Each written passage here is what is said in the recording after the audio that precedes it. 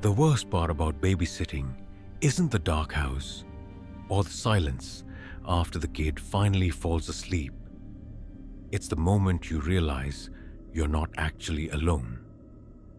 And the proof is already recorded.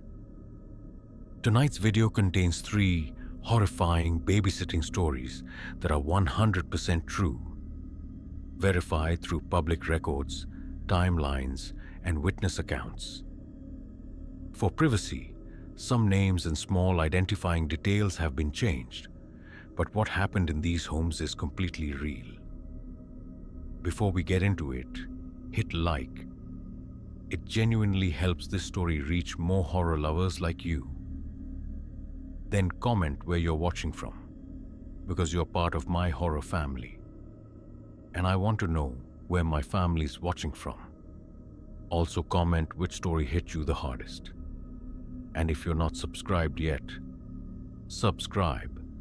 Your support fuels this channel so I can bring you even more true, terrifying stories. I grew up in Western North Carolina, the kind of place where the mountains don't feel scenic so much as heavy. They sit on you. Fog gets caught in the hollers and doesn't leave for days. And the roads twist so tight you can't tell if you're climbing or sinking. People wave, but they don't always look you in the eye. Babysitting was never supposed to be a long-term thing for me.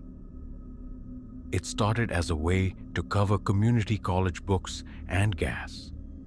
And then it turned into something I was good at. Something I could do without talking too much. Parents liked that. Kids did too, mostly. The Holloway family lived outside a little town called Marshall, up a narrow lane that turned to mud whenever it rained.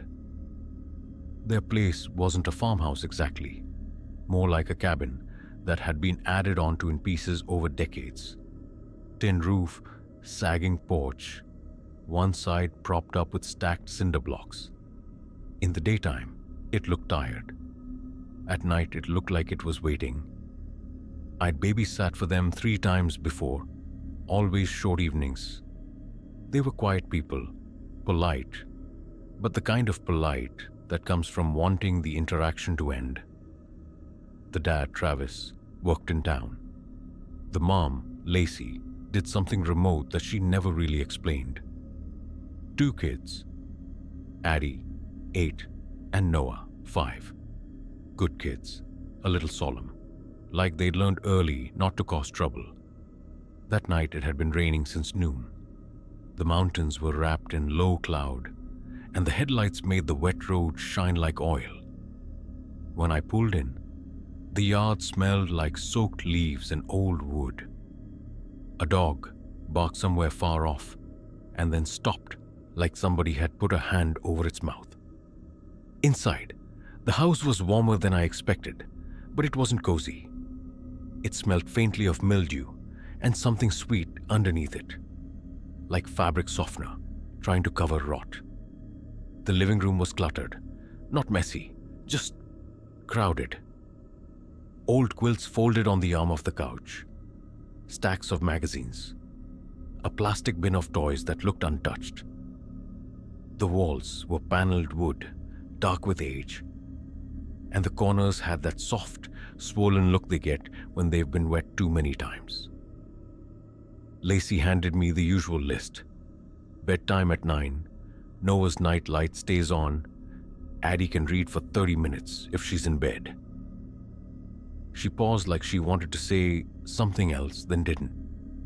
Travis pointed at the baby monitor on the end table. "Cameras in Noah's room," he said. "Screen's here, it's old, but it works." I nodded, like I always did. They left with an umbrella and no small talk, taillights disappearing into the fog. The first hour went fine. We ate boxed mac and cheese, watched a cartoon with the volume low because the house felt like it listened back. The rain tapped on the windows in a steady, patient way. The kids didn't argue about brushing teeth. They moved like they were trying not to wake someone. It started in the hallway. The hallway in that house wasn't straight. It bent around a corner, and halfway down, there was a doorway that went to a back room I'd never been in. It was always closed. Sometimes I could smell something coming from under it. A damp, earthy smell like a basement, except the house didn't have one that I knew of. Addie was halfway up the stairs when she stopped and looked over the railing, eyes wide, but not panicked. More like she'd just realized something she didn't want to. "She's still here," she said. I put the remote down. "Who's still here?" Addie didn't answer right away. Her fingers tightened on the banister. The other babysitter, Noah, already at the top step, whispered, "She's in the hallway." I actually laughed, not because it was funny, but because that's what you do when a kid says something that doesn't make sense. "There's no other babysitter. It's just me." Addie shook her head once, slow. "No, not you. The other you." The way she said it made my stomach tighten. "What do you mean, other me?" Noah leaned forward like he was telling a secret. "She has your shoes and your hair, and she talks like you." I stared up at them, waiting for the punchline. There wasn't one. Their faces were serious in that tired mountain kid way, like they'd been asked to be quiet their whole lives. "Okay," I said, keeping my voice light. "Well, if someone's in the hallway, I'll go check." I got up and walked to the hall. The floorboards creaked under my socks. The air felt cooler there, like the house held its breath away from the living room heater. The hallway was empty, just the closed back room door and the shadowed curve toward the kitchen. "No one," I called. Addie didn't move. She hides when you look. That should have been the point where I told myself kids say weird things and left it at that. But there was something else, something small and physical that unsettled me more than their words. When I walked back into the living room, the blanket on the couch was folded differently. I could have sworn I'd left it bunched up. Now it was squared off, like someone had smoothed it while I was in the hall. I stared at it for a second too long. The room felt suddenly full, even though it was just me and two kids upstairs. "Bedtime," I said, too brisk. "Upstairs." I tucked Noah in. His room was tiny, with a low ceiling and a window that looked out into nothing but fog and black trees. The baby monitor camera sat on a dresser pointed at his bed. The red recording light blinked faintly. Noah clutched his stuffed bear so tight, his knuckles went pale. "Don't let her come in," he whispered.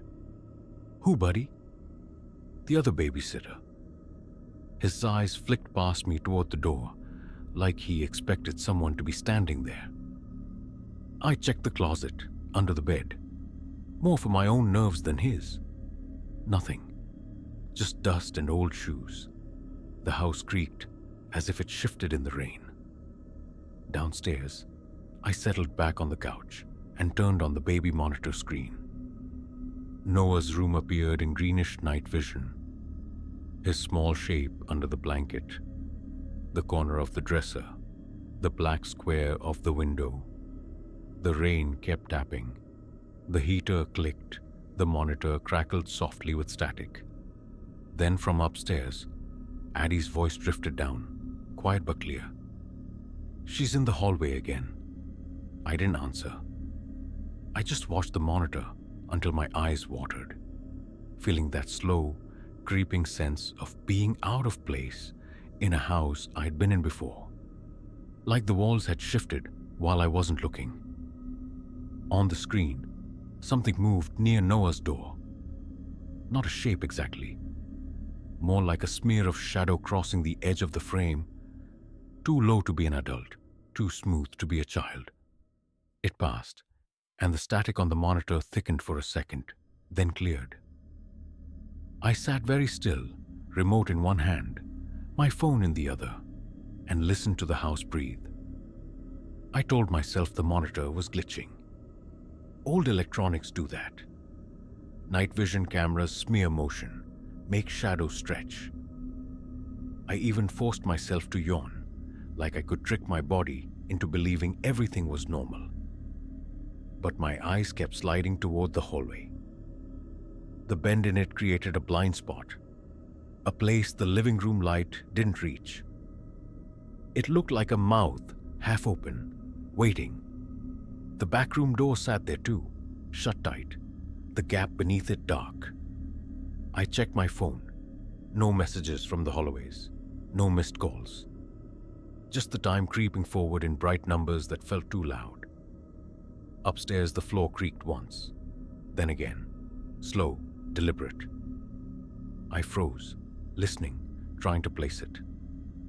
Kids roll over, houses settle, but these were steps, weight shifting, wood complaining in a pattern. I stood up and called softly, "Addie?" No answer. I started up the stairs, each step making its own small sound. Halfway up, the air changed.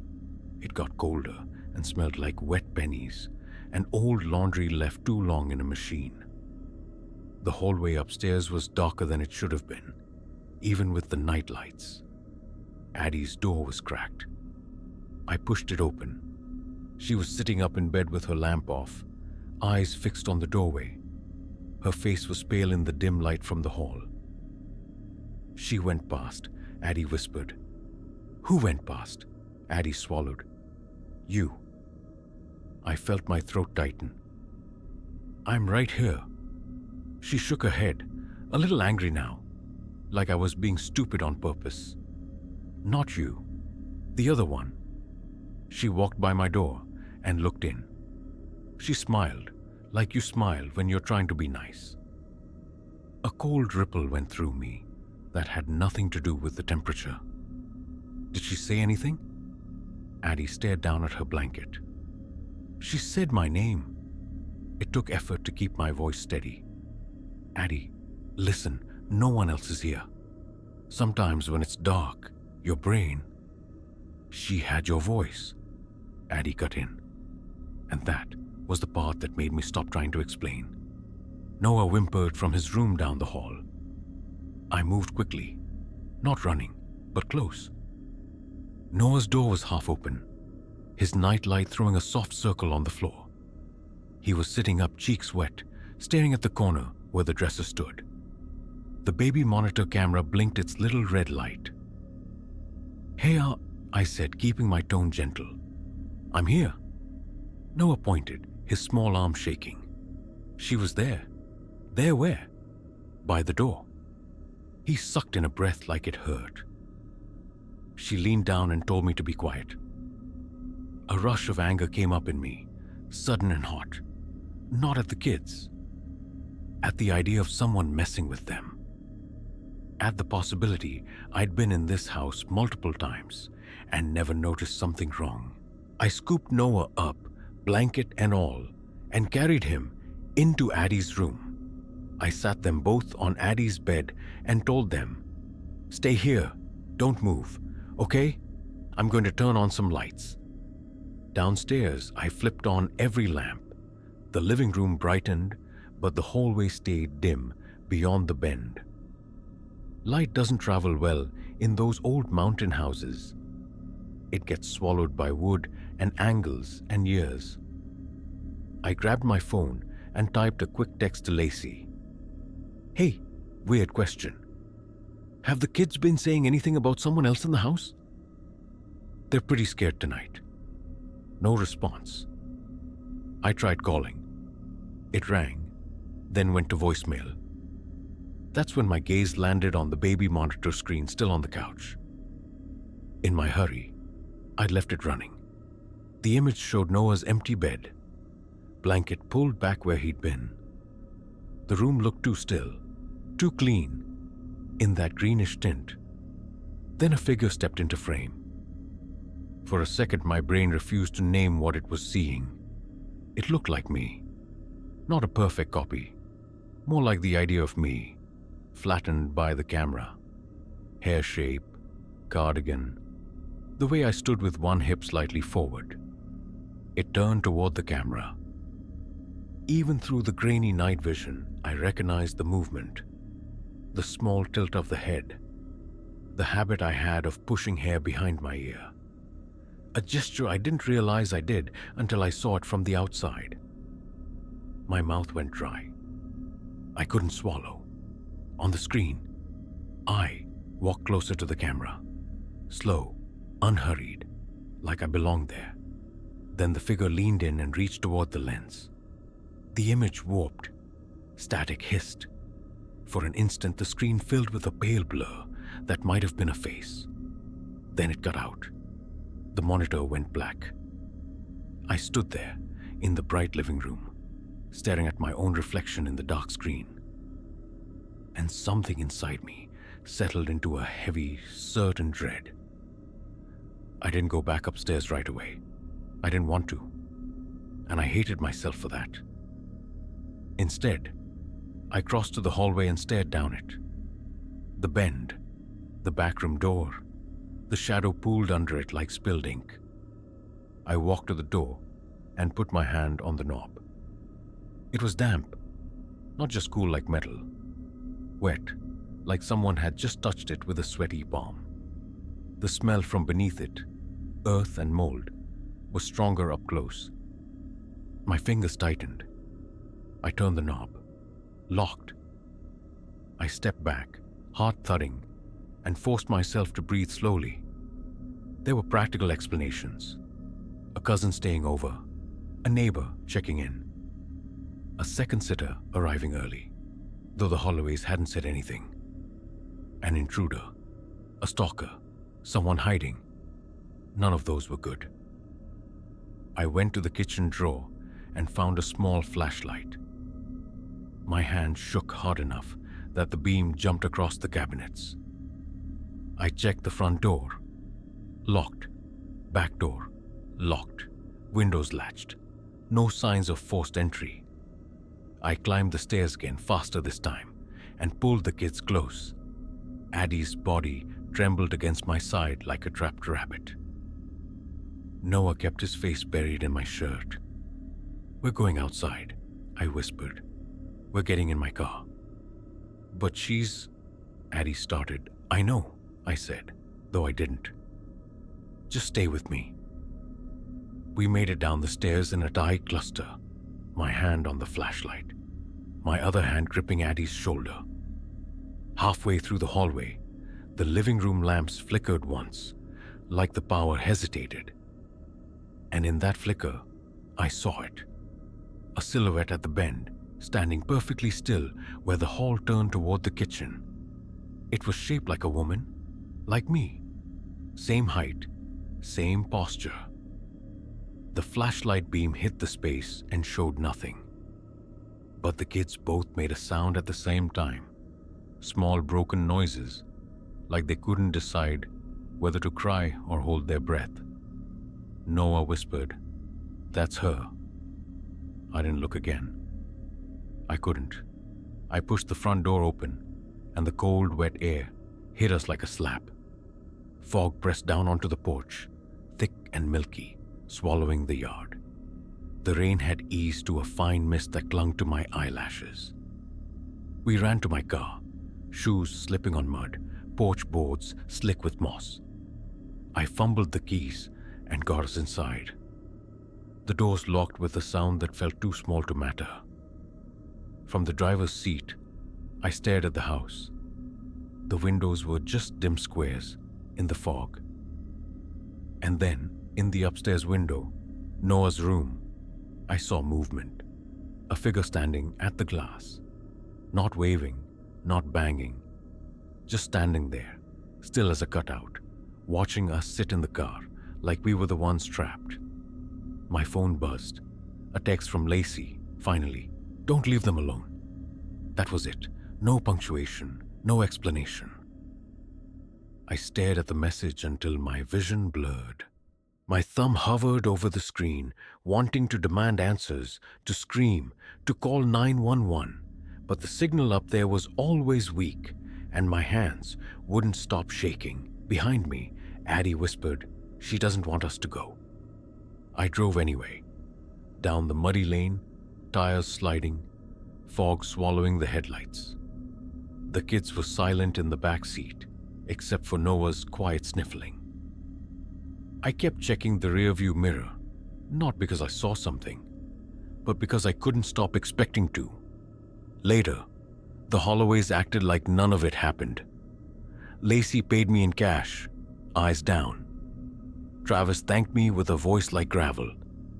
When I asked about the text, Lacey only said, "Sometimes the kids get confused," and shut the door.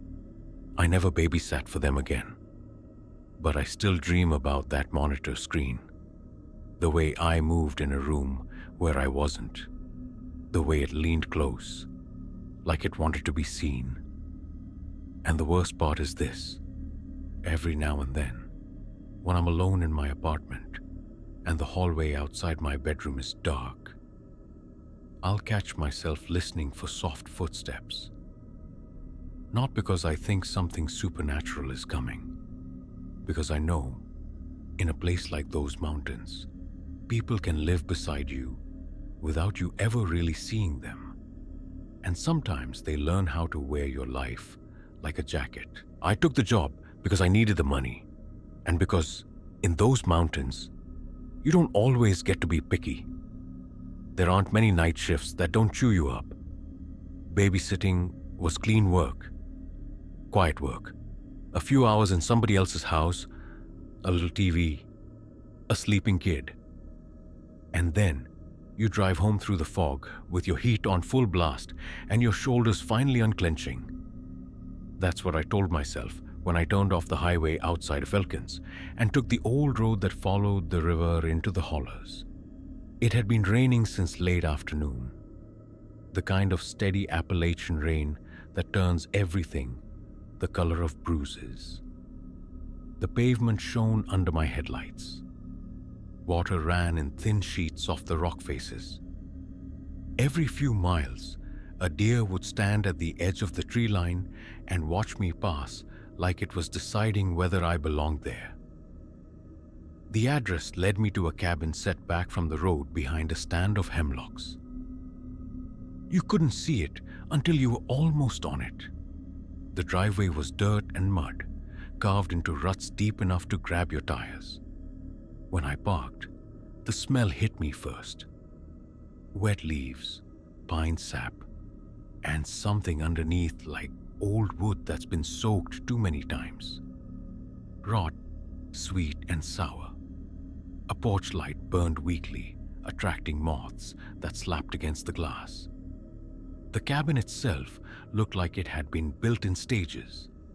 Original log walls and then newer boards nailed over parts of it, all of it darkened by rain.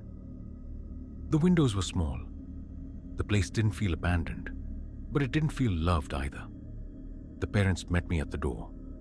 Their names were Wade and Tessa. I'd never sat for them before, but they said they got my number from a friend in town. They were nice in that rushed way people are when they've been waiting weeks to leave the house. Tessa's hair was still damp like she'd just showered. Wade had mud on his boots and a tired, restless energy. "Kid's asleep already," Tessa said quietly, like she was afraid of waking the walls. "His name's Milo, 3. He'll sleep through anything." Wade nodded toward a narrow hallway behind him. "Bathroom's there. Kitchen's this way. Just don't mess with that basement door." I paused, one hand still on the strap of my bag. "Basement door?" He pointed. At the end of the hallway was a door that didn't match the rest. Metal, painted an off-white that had yellowed with age. The paint was bubbled in places, as if moisture had gotten under it. A latch had been added above the knob, the kind you'd put on a shed. "It sticks," Wade said. "And it blows open sometimes if the wind hits the house right. Scares the kid, so we keep it latched." Tessa gave a small laugh that didn't reach her eyes. "It's nothing. Just the pressure. Old houses." I nodded. Old houses. Appalachia is full of them. Houses that creak like they're thinking. Houses that breathe cold air through cracks no one bothers to fix. They ran through the basics, handed me a number just in case, and were out the door in under 3 minutes. Their car lights disappeared down the muddy track. Then it was just me, the soft hum of the fridge, and the rain ticking at the roof like fingernails. I set my bag down in the living room. The furniture was mismatched. 2 different couches, both sagging, an armchair with stuffing peeking out, and a coffee table scarred with old burns. The air smelled faintly of damp laundry and something sharp, like vinegar. A space heater clicked on near the couch, pushing out warmth that didn't quite reach the corners. The cabin had that closed-up feeling, like it hadn't been aired out in a long time. Even with the lights on, the wood-paneled walls made everything look dim.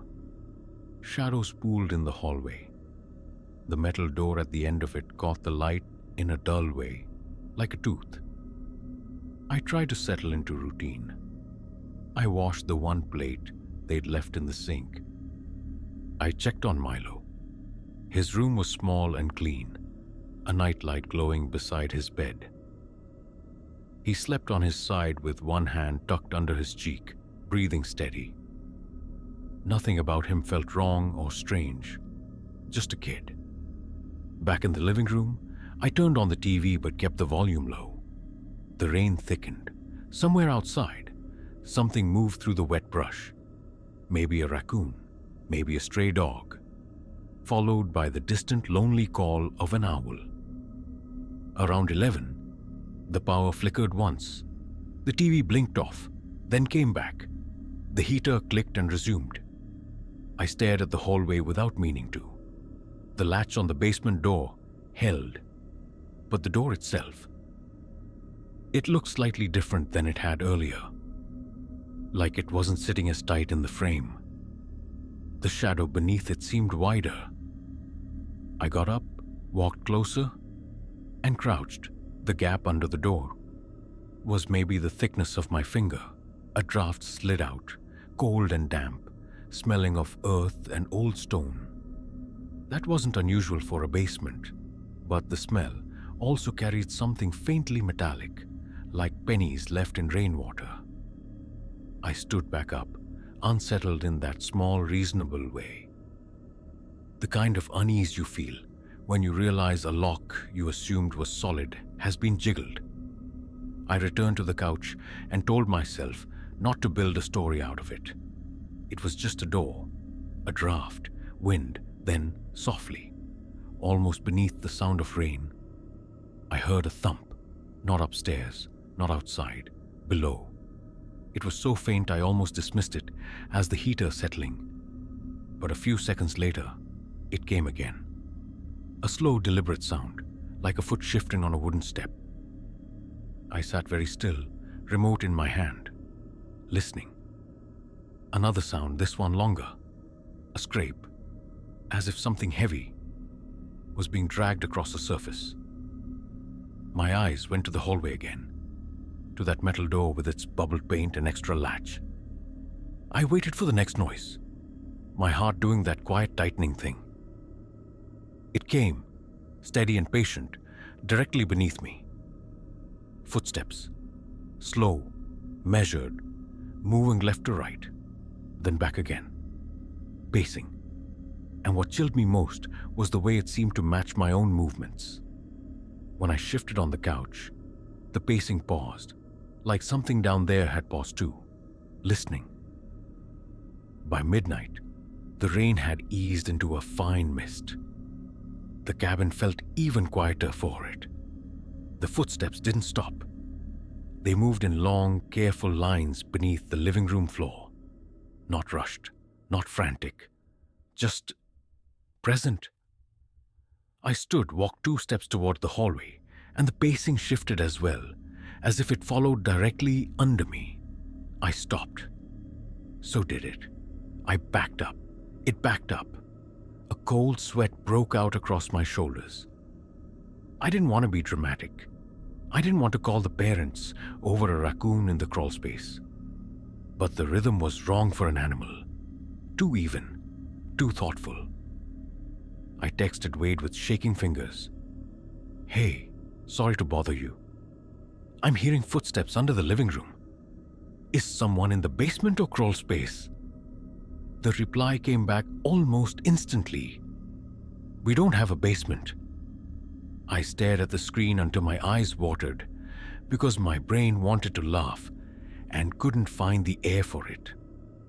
I looked down the hallway again. The latch on the basement door was still closed. But the knob had turned slightly, just enough that the metal caught the light differently. And from beneath it, that cold, damp smell thickened, like the house had exhaled. The first thing I did after reading the text was check Milo again. I don't know why. Maybe because if his breathing was steady, then I could pretend the rest of it was a misunderstanding, a wiring issue, pipes, anything. His room was unchanged. The nightlight glowed. His chest rose and fell. He smelled like shampoo and that warm, slightly sour smell little kids have when they've been asleep for hours. He didn't stir when I leaned close. I stood there longer than necessary, listening for any sound in the hallway. Nothing. But when I stepped back toward the living room, the pacing resumed under the floor, slow as a metronome.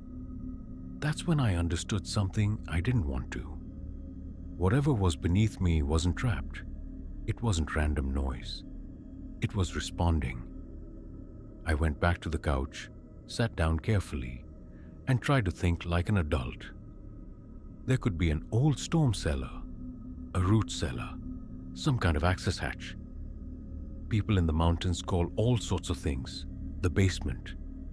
Wade might have meant they didn't use it or didn't count it, except there was a door, a metal door with a latch, and a draft that smelled like wet stone. I texted again, this time to Tessa. "Your husband said there's no basement, but there's a locked metal door in the hall and someone is walking under the living room.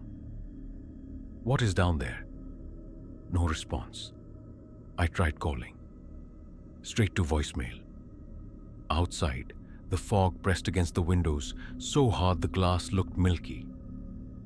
The porch light was a blurred halo in it. Somewhere out in the trees, an animal screamed, short, sharp, like it had been grabbed.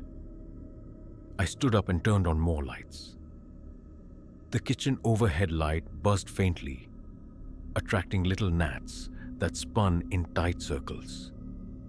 The cabin looked worse, fully lit, water stains on the ceiling, warped boards along the base of the walls, a dark smear of mold behind the couch. The basement door sat at the end of the hall, like it had been waiting for attention. The latch was still engaged, but the door itself now looked slightly ajar. Barely, maybe a millimeter, enough to make the line of shadow beneath it uneven.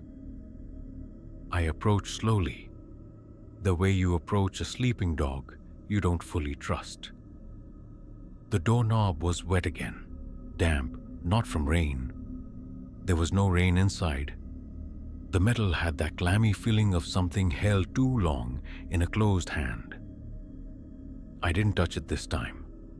I crouched and looked at the gap. Cold air slid out, and with it came a smell I couldn't place at first. Not just earth and mildew, something older, like a closed room that had held human breath too long, like fabric that had never dried right. The pacing beneath me continued, but it had shifted.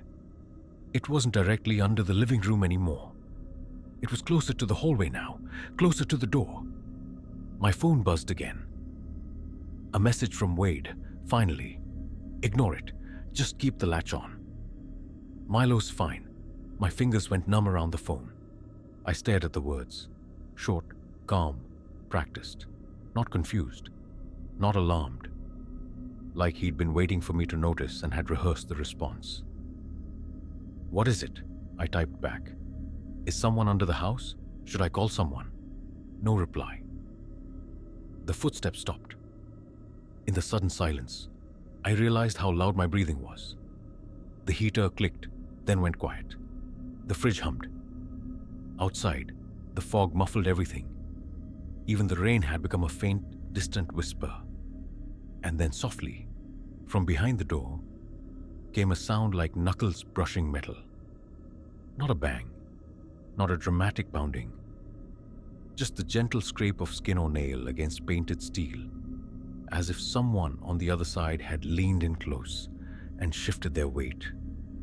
I stood up too fast, dizziness washing over me. My first instinct was to grab Milo and leave. Just take him, get to my car, drive until I hit a gas station with bright lights and other people. But my second instinct, worse, heavier, was fear of making the wrong choice. Because if the parents came back and I'd taken their child, I'd be the one in trouble. In a small mountain town, outsider babysitter kidnapped our kid travels fast. And if the parents truly thought something was down there, why would they leave Milo with me at all? Unless they didn't think it was dangerous? Unless they thought it was normal? Unless they decided it was something you just lived around? My mind kept snagging on the same detail. We don't have a basement. Not we don't use it. Not it's just a cellar. As if saying the word made it more real. I backed away from the door and returned to the living room, forcing myself to sit. I kept my phone ready in my lap. I watched the hallway like a person waiting for a bad diagnosis. 10 minutes passed, then 20. Nothing. Just when my body started to relax against my will, the latch on the door clicked. A tiny mechanical sound, like a finger had lifted it and let it settle back. I stood again, every nerve waking up. I hadn't moved. The house hadn't shifted. The air was still. I walked to the hall and saw clearly now. The latch was not fully seated. It hadn't opened, but it had been moved, nudged into a position where one hard pull from the other side might have done it. My throat tightened until swallowing hurt. From upstairs came a small sound. Milo, stirring, making that half-awake whine toddlers do. I didn't hesitate this time. I went up, scooped him gently into my arms, and carried him down, wrapped in his blanket. He was warm and heavy and sleepy, his head falling against my shoulder. He didn't fully wake, just made soft, confused noises. I grabbed my bag, keys, and phone with my free hand and headed for the front door. Halfway there, Milo's blanket snagged on the corner of the hallway wall and shifted, exposing his small pajama shirt. Something dark was smeared on it near the hem. Mud, maybe, or old dried dirt, but it wasn't gritty like mud. It looked like a fingerprint dragged downward, a handprint. I froze, staring. I hadn't put him down. He'd been in bed. The sheets were clean, the smudge looked fresh, and the smell, when I leaned closer, was the same damp metallic smell that seeped from under that basement door. A thin sound came from the hallway behind me. Not footsteps this time, breathing. Just one slow inhale, like someone drawing air through their nose. I didn't turn around. I opened the front door and stepped into the fog. Outside was colder than I expected. The mist clung to my hair and eyelashes. The porch boards were slick with algae, and my shoes slipped as I hurried to the car, Milo heavy in my arms. I got him into the back seat, buckled him in with shaking hands, and slid into the driver's seat. My fingers fumbled the key twice before the engine caught. As the headlights cut through the fog, the cabin appeared in fragments. The porch rail, the dark window, the wet gleam of the metal door at the end of the hall, visible through the open living room space. Then, in the beam, I saw something that made my stomach drop. Mud prints on the porch, bare footprints. They didn't lead to the house. They led from the front steps to the edge of the porch, and then stopped, as if whoever made them had stepped off into the fog without leaving any trail in the yard. No prints in the mud, no disturbed leaves, just gone.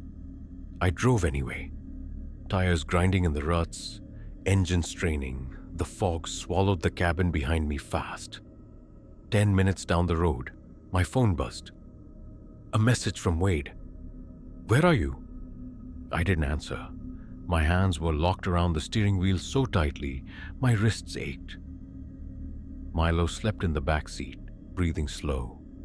The smear on his shirt looked darker in the passing streetlights. I brought him to the only place I could think of, an all-night diner on the edge of town with bright fluorescent lights and people who didn't ask questions right away. I called 911 from the parking lot, voice shaking so hard the dispatcher asked me to repeat myself. By the time deputies drove out to the cabin, Wade and Tessa were already there. That part still doesn't sit right with me. They'd claimed they were out at a movie, but they arrived before law enforcement, muddy and calm, like they'd never been gone at all. I gave my statement. They acted confused, irritated, embarrassed. Wade said I must have misunderstood. Tessa kept touching Milo's hair, whispering to him, eyes never meeting mine. The deputies checked the house. They found no basement, no cellar, no stairs behind the metal door, because the door, according to them, led to a pantry. Just shelves, canned food, a dehumidifier humming. They told me the footsteps were probably plumbing. The prints could have been mine, distorted by rain. The handprint on Milo's shirt could have been from playing earlier. Everything had an explanation that sounded reasonable out loud. But in the days after, I couldn't shake the feeling that the explanations had been arranged like furniture, moved into place quickly to cover a stain in the floor. I kept thinking about Wade's message. Ignore it. Just keep the latch on. Not "I'll come home." Not "call the police." Just ignore it. Like it was a part of the house. I never learned what was behind that door. Not really. And maybe that's the point. Maybe there was a crawl space. Maybe there was a hidden room. Maybe there was someone living under them. And the Holloways had decided it was safer to pretend the word basement didn't apply. But I still smell it sometimes, when the air is damp and the heat kicks on in my apartment. The scent of wet stone and old metal and human breath. And I still wake up some nights with my heart racing, convinced I can hear slow pacing beneath my floor, matching my movements in the dark, like something is learning exactly how I live. If today's story touched a quiet corner of your heart, if for a moment you felt like someone was standing close to you, then remember you are not alone. To hear more terrifying whisper in the depth of the night, subscribe to our channel Night Mare Whisper, because every story is not just about fear, it leaves behind a feeling. Thanks for watching, and one more thing, we'll meet again tomorrow night when the darkness has grown a little deeper.